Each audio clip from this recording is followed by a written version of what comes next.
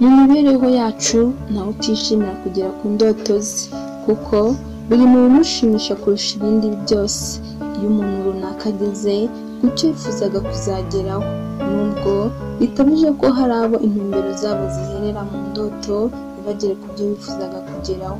Ese ibi byose biterwa n'iki? Ni uruhare ki umuntu abigiramo? Ese imyitwarire y'umuntu ibigiramo uruhe ruhare? Iyo wumvise neza, twagarutse ku miterere y'umuntu, imimerere ye n'ibimuranga buri munsi, ariko si byo ngiye kwibandaho, ahubwo ngiye kukubwira ubusobanuro bw'amazina akurikira: Bonette, Emile, Diane ndetse na Anisette. Wigeze wumva bavuga ngo izina ry'umuntu, cyangwa nawe wigeze ubivuga? Ikaze mu busobanuro bw'amazina kuri YouTube channel yacu Inzobere TV Show.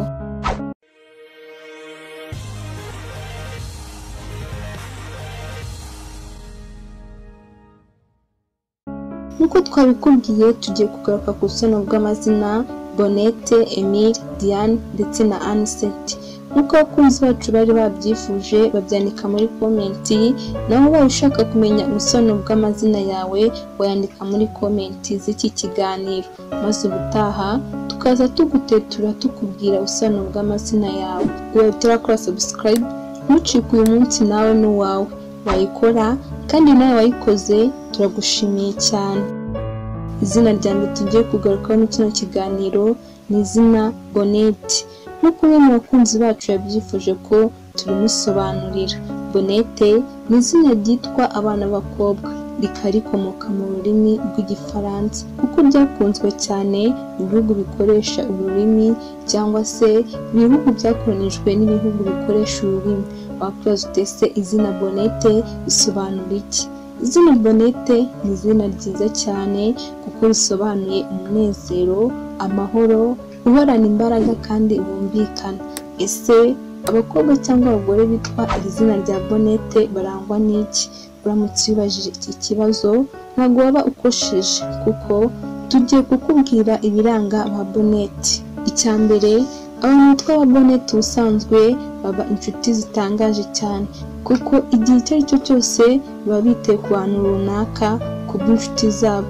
Icya kabiri, ba Bonette kandi ni abakobwa by'umwihariko bagira igikundiro kidasanzwe, kuko buri muntu wese abiyumvamo. Aba ba Bonette nanone kandi bakunze gukoresha bimwe mu bice byo mu maso nk'iminwa mu kugira ngo bibafashe mu itumanaho ryabo hagati yabo na bagenzi babo mu gihe barimo kuganira, kuko ngo ari byo biborohera cyane. Icya gatatu, abakobwa cyangwa abagore kandi bitwa izina rya Bonette bakunze kugaragara nk'abantu batavuga kandi bikaruma mu gihe bari mu bantu batamenyeranye nabo, ahubwo bo bagahuza urugwiro n'ubasanganywe. Cya kane, aba Bonette kandi nanone icyo bakunze baba bagikunze, icyo banze nacyo baba bacyanze. Uwo bakunze baba bamukunze, kandi n'uwo banze nawe baba bamwanze kandi by'ukuri. Icya gatanu kindi wamenya kuri ba Bonette ni uko bikundira cyane abantu batavuga menshi. Icya gatandatu icyo twasoreza kuri aba ba Bonette ni uko ari abantu bagira impano nyinshi kandi mu byiciro bitandukanye, cyane cyane ubumenyingiro n'ibigendanye na tekinike, kandi burya ngo banikundira siporo. Izina rya kabiri turi bugaruke muri kino kiganiro ni izina rya Emile. Ubaye utarakora subscribe wayikora, maze tugakomezanya kumenya ubusobanuro bw'amazina y'inshuti n'abavandimwe. Iri zina rikomoka mu Kilatini, rikaba izina rihabwa abana b'abahungu. Mu magambo make risobanuye impinduka, cyangwa ufite umugambi uhamye, cyangwa se igitangaza. Uramutse uzi uwitwa iri zina mu nshuti zawe, cyangwa se umuvandimwe, cyangwa nawe ukaba uryitwa, wakibaza ibiranga ba Emile. Ariko uno munsi nabikuzaniye. Icya mbere kiranga ba Emile bakunze kuba abanyamurava, bakanagira ibitekerezo bibangutse cyane, ibi bikabaha guhuza ibitekerezo byinshi mu gihe gito, kandi bakanabishyira mu bikorwa mu buryo buboroheye cyane. Icya kabiri, aba ba Emile kandi bishimira kubana n'abantu bose mu mahoro, naho haba harimo imbogamizi izo ari zo zose, cyangwa se kabone naho byabahenda. Icyongera kuri ibi ni uko baba bafite ubushobozi bwo gusobanura ibintu runaka, kandi bakanagira ubuhanga mu biganiro mpaka.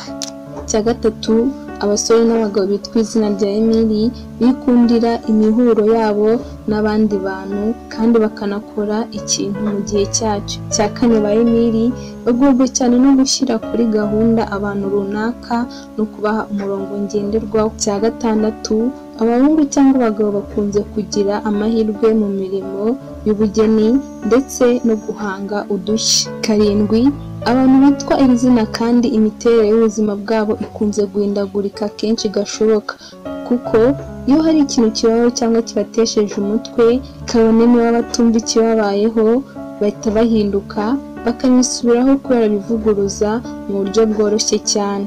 Icya munani, tugiye gusorezaho kuri aba bahungu n'abasore cyangwa se abagabo bitwa iri zina rya Emily bakunze gushimishwa n'ibidukikije bikaba byanabatwara amarangamutima yabo yose.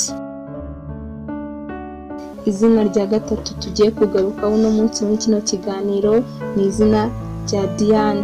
Ubaye utarakora subscribe wayikora ugakomezanya n'Inzobe TV show. Diane ni izina rihabwa abana b'abakobwa, rikaba ari izina rikomoka mu Kilatini no mu Cyongereza, ubundi rikaba risobanura ikigirwamana cy'ikigore, kuko no mu muco wa Romani iri ryari izina ry'ikigirwamana cyo guhinga ukwezi kinatanga urubyaro. Mu yandi magambo, nko mu rurimi rw'Ikilatini iki kigirwamana bacyitaga Artemus. Iri zina rero ryaje gukundwa cyane mu bihugu by'i Burayi kubera igikomangoma cyitwaga Diana Wallis. Bakundaga guha akazina ka Lady Di, abandi nabo bakamwita Didi.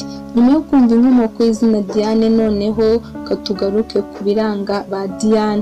Cya mbere, aba bakobwa cyangwa abagore bitwa ba Diane bakunze kugira mu mutwe hafungutse cyane, bakaba bakunze kuvamo abantu bikorera ku giti cyabo, bakanigiramo imvamutima zo kumva ko bagomba kubaho ubuzima bwiza kandi bworoshye. Kabiri, abantu bitwa ba Diane kandi burya n'abantu bafata ibyemezo bihamye byo gukora ikintu cyiza kandi mu mucyo. Gatatu, abakobwa cyangwa abagore bitwa izina rya Diane mu bwana bwabo usanga ari inyaryenge kurusha abandi bana bose bo mu kigero cyabo. Kane, urugo n'umuryango nibyo bintu ba Diane bagira nyambere, kandi bakunda ko bagomba kubungabunga umutekano wabyo uko bishoboka kose, kandi banezezwa cyane no kwibera hamwe n'inshuti n'imiryango yabo. Gatanu, abakobwa bitwa ba Diane burya icyo biyemeje gukora bashyirwa ari uko bakigezeho bakurikije gushaka kwabo. Icya gatandatu ari nacyo dusorezaho kuri abakobwa n'abagore bitwa izina rya Diane, kubera ukuntu abantu bitwa iri zina bubaha ikiremwamuntu n'uburenganzira bwacyo, bakunze kugira ubwoba bw'umuntu wahungabanya undi, ndetse banabona ubangamirwa bakaba bagira ihungabana muri bo. Izina rya kane ari naryo tugiye gusorezaho no munsi mu kino kiganiro, rikaba ari izina rya Anisette. Iri ni izina rikomoka mu Kigiriki cya kera ariko ryahinduwe mu Kilatini. Muri make rero, iri rikaba ari izina rikunze guhabwa abana b'abahungu. Iri zina rikaba risobanuye cyoroheje cyane, cyangwa se nanone rigasobanura inshuti nyanshuti. Wumvishe ubusano bwa Anisette, urashaka kumenya ibimuranga, kora subscribe unasangize iki kiganiro abandi, maze dukomezanye kumenya ubusano bw'amazina yacu. Abahungu cyangwa abagabo bitwa ba Anisette bibaranga n'ibi ngiye kukubwira. Icya mbere, ba Anisette bakunda abantu kandi bakanagira intumbero y'uko uwo bamenyanye wese bitarangirira aho, ahubwo byaba ubucuti burambye. Kabiri, aba bantu bitwa ba Anisette burya bagira ibitekerezo byinshi babyiganiramo ariko bakabura imbaraga zo kubishyira mu bikorwa.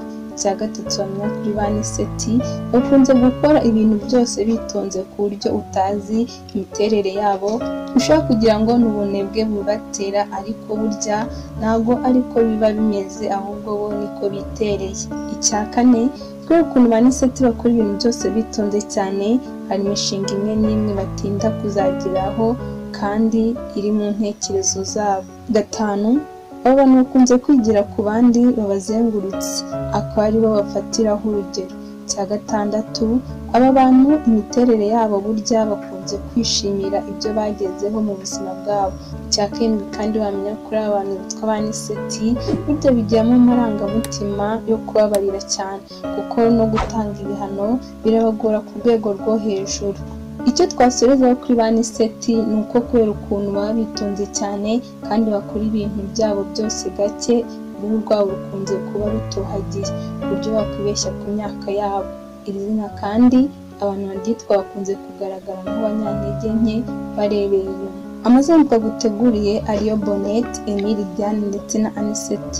Wumvise ubusobanuro bwayo n'ibiranga ba nyirayo. Nawe rero wakandika izina ryawe muri komenti ubutaha ukazabamo tuzasobanura amazina yabo. Wasangiza iyi nkuru inshuti zawe n'abavandimwe nabo bakamenya ubusobanuro bw'amazina yabo. Ukabona gukora subscribe mu gihe waba utarayikoze maze ukajya ubona ibindi biganiro tuba twaguteguriye. Wareba mu zindi video nyinshi twakoze ukarebamo igushimishije. Ikiganiro cyacu ntakagaruka naho ubutaha. Bye bye. Kurikirana Inzobere TV Show kuri YouTube channel ubashe kuzajya ukurikirana byinshi byiza tuzajya tukugezaho ku gihe. Ikoranabuhanga, uburezi, ubuzima, amateka, ibigwi n'ibyegeranyo ku bantu mwakunze kandi mukunda muri benshi ndetse n'imyidagaduro. Kora subscribe bizajya bikugeraho ku gihe kandi vuba. Inzobere TV Show, feel you life, hope and knowledge.